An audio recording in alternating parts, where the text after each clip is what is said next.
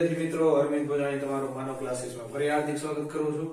ચાલો વિદ્યાર્થીઓ, આપણે ગયા વિડિયોની અંદર આપણે ચેપ્ટર નંબર 2 બહુપદીના આપણે મોસ્ટ એમપી દાખલા આપણે શીખ્યા હતા ને કઈ વસ્તુ કઈ રીતના લખવી એ પણ આપણે શીખ્યા હતા. આજે ઈ પહેલા પાર્ટમાં આપણે એક શૂન્યનો આપણે સાદો દાખલો શીખ્યા હતા. આજે આપણે એના બીજા જેટલા વર્ઝન પૂછાઈ શકે એવા છે એટલા આપણે બધાય દાખલા આપણે કરશું. બરોબર? તો વિડિયોમાં ઠેઠ સુધી બન્યા રહેવા માટે આપણી ચેનલ લાઈક કરજો, સબસ્ક્રાઇબ કરજો અને તમારા ભાઈ મિત્રોને પણ શેર કરજો કે જેથી એને પણ સરખી રીતના આવડી શકે. ચાલો, તો શું કીધું છે? x2 - 5 ના શૂન્ય શોધો અને તેના શૂન્ય અને સહગુણકો વચ્ચેનો સંબંધ જાણવો. તો પહેલી વાત થઈ ગઈ. આવું ક્યાંક આવે ને એટલે સમજી લેવાનું તમારે નિત્યસમ લખશે, નિત્યસમ નંબર 3. તો પહેલા તો હંદેથી પહેલા આપણે જે રીતના તમે દાખલો કરો છો એ રીતના પહેલા લખશું. x2 - 5. રેડી? હવે લખવાનું આ સમીકરણને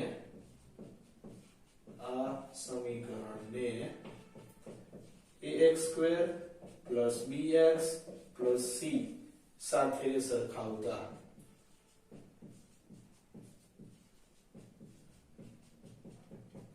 તો a બરાબર 1, b બરાબર b વર્ગ એ પદ જ નથી એટલે 0 અને c બરાબર 5. હવે અહીં લખવાનું px બરાબર 0 લેતા. ઓકે, px બરાબર 0 લેતા. તો x2 - 5 બરાબર 0. હવે આ એક નિત્યસમ છે. તો 3 નંબરનો નિત્યસમ છે, તમને યાદ જ હશે.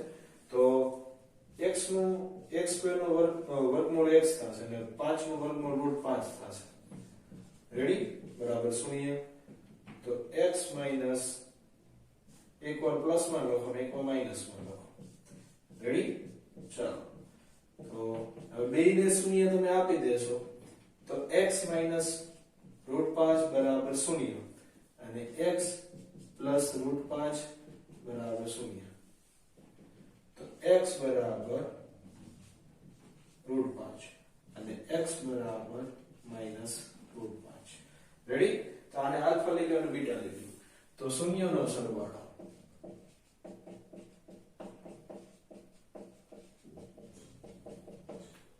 -b ના છેદમાં a. તો આલ્ફા + બીટા - b ના છેદમાં a. તો +5 પ્લસ વર્ગમૂળમાં √5 અને અહીંયા -√5. અહીંયા b બરાબર 0 છે, છેદમાં 1 થશે. તો આનો કૌંસ તમે ખોલશો બરાબર 0. તો 0 બરાબર 0. રેડી? ચાલો,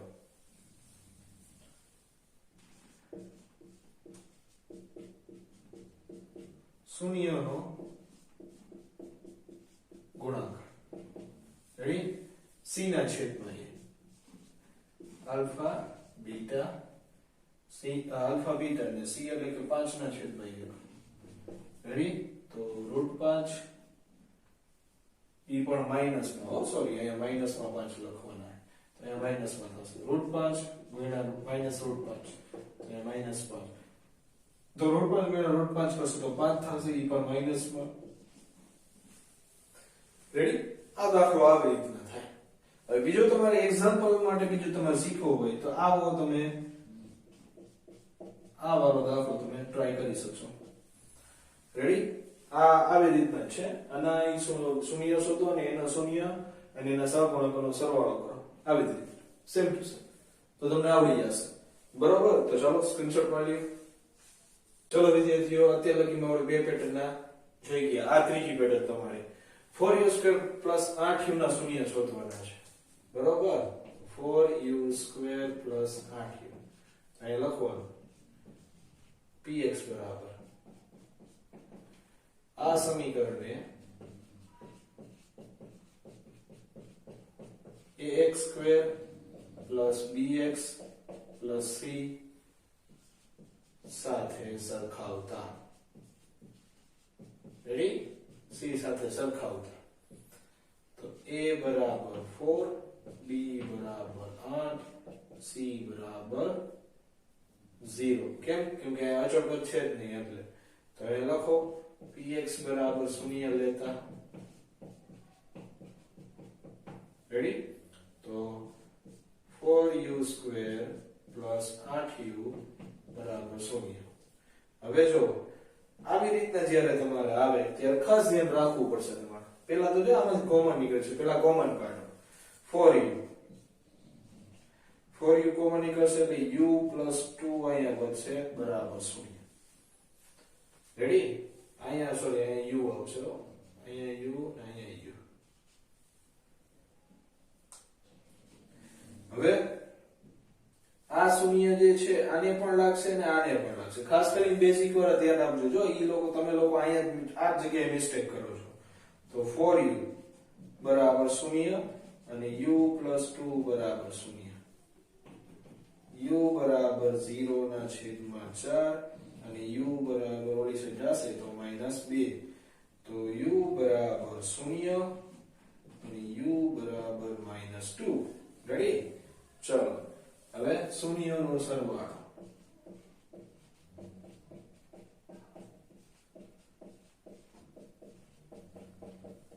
આલ્ફા પ્લસ બીટા, સોરી આમ નથી લખવું, આપણે ઓમ જ લખશું, b ના છેદમાં a. તો અહીંયા આલ્ફા પ્લસ બીટા b ના છેદમાં a. હવે બે ની કિંમત મૂકો, એક 0 અને એક -2. તો 0 પ્લસ -2 અને માઈનસ b બરાબર આપણી પાસે 8 છે તો તમે 8 લખો. a બરાબર આપણી પાસે 4 છે તો તમે 4 લખો. બરોબર? તો અહીંયા -2 થઈ જશે. ઉપર નીચેમાં ભાગ ઉડાડો, 4 દૂ તો 4 4 જાય તો અહીં -2 થઈ ગયા. હવે શૂન્યનો ગુણાકાર કરી નાખો. શૂન્યનો ગુણાકાર. રેડી? શૂન્યનો ગુણાકાર c ના છેદમાં a. તો આમાં આલ્ફા બીટા c ના છેદમાં a. તો આલ્ફા બરાબર 0 ગુણ્યા -2 c બરાબર 0 ના છેદમાં 4. તો આનું 0 આવશે અને આનું 0 આવશે. તો જોઈ લો વિદ્યાર્થીઓ, આ દાખલો આવી રીતે થશે. આ કોમન કાઢવા વાળો દાખલો છે. હવે જે આના પછી આપણે શીખશું ઈ હેને હજી બે પેટર્ન બાકી છે, એક વર્ગમૂળ વાળો અને એક છેદ વાળો. છેદ વાળામાં કઈ રીતના કરવું ઈ પણ હમણાં તમને શીખવાડું. ચાલો સ્ક્રીનશોટ પાડી લો વિદ્યાર્થીઓ. જેવો હમણાં તમને કહેતો તો છેદ વાળો દાખલો. છેદ વાળો દાખલો અત્યારે કઈ રીતના કરવો? પહેલા તો એને તમે રકમ લખો જ છો, બરોબર? આવી રીતના px બરાબર 7x નો વર્ગ -11 ના છેદમાં 3x -2 ના છેદમાં 3. તો એ લખો. આ સમીકરણને ax square plus bx plus c સાથે સરખાવતા. રેડી? c સાથે સરખાવતા. a બરાબર 7, b બરાબર -11 ના છેદમાં 3, c બરાબર -2 ના છેદમાં 3. રેડી? ચલો હવે એમ કહે છે, હવે એને આપણે શું પેલા px બરાબર તો 0 પેલા ધારી દઈએ. 0 લેતા. રેડી?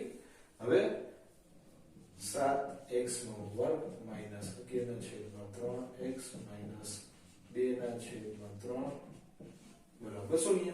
રેડી? હવે જો હવે તમારે લસા લેવાનો છે. તો લસા તમારે હે ને બેય સાઈડ લેવાનો છે. કેમ બેય સાઈડ કેમ કહું છું ઈ પહેલા હું તમને કહી દઉં. બેય સાઈડ હું તમને એટલે કહું છું કે જેથી એને તમારો છેદ કોમન માં નીકળી જાય. એટલે તમારે હે ને છેદ વાળા દાખલા એને ખોટું અટેન્ડન્ટ ન રહેવું પડે. તો 3 લસા થશે. અહીંયા કાઈ નથી એટલે 1, અહીંયા કાઈ નથી એટલે બરાબર 3 લસા થશે. આને 3 વડે ગુણો, આને 3 વડે ગુણો, આ બે ની 1 1 વડે ગુણો. એટલે અહીંયા 21x નો વર્ગ થઈ જાય. અહીંયા 11x નામ રહી છે. બરોબર? અને અહીંયા 2 ના 2 ના 0 ના 0. હવે પ્રથમ પદ અંતિમ પદના સહગુણકનો ગુણાકાર કરો ને એના અવયવ પાડો કે વચ્ચે 11 છે. તો 14 તેરી 42.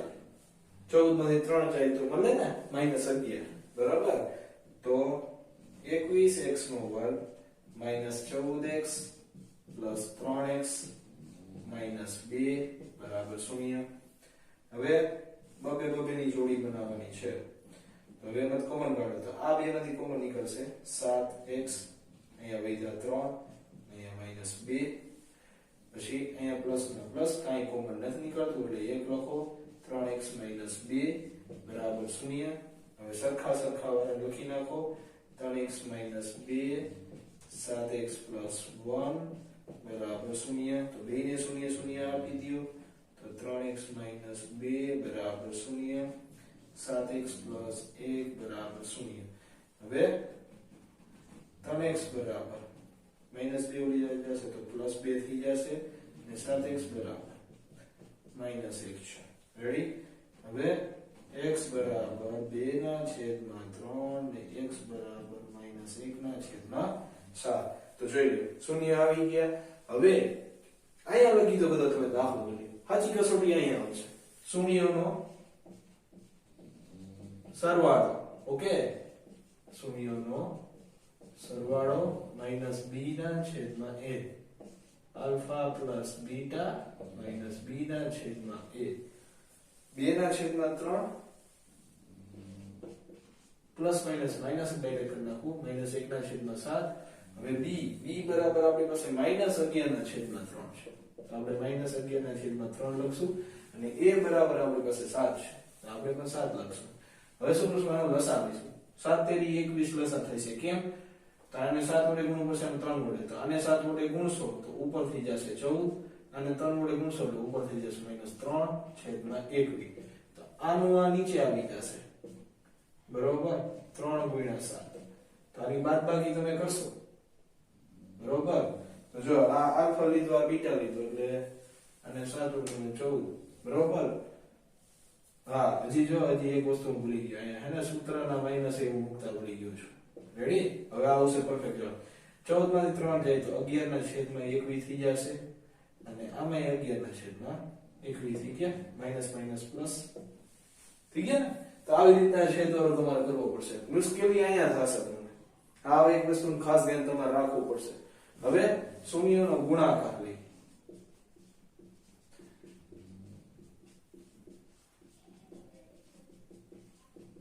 c ના છેદમાં a. તો આલ્ફા અને બીટા, તો c ના છેદમાં a. હવે આલ્ફા એટલે કે 2/3 અને એને ગુણ્યા -1/7. c બરાબર આપણી પાસે -2/3 છે અને છેદમાં 7 છે. તો આમાં ગુણાકારના નિયમ પ્રમાણે અંશનો ગુણાકાર છેદનો ગુણાકાર 2 × 2 પણ -2 અને 7 તેરી 21 એટલે 21. બરોબર? તો હવે આનું અહીંયા નીચે વયું જશે તો -2 3 × 7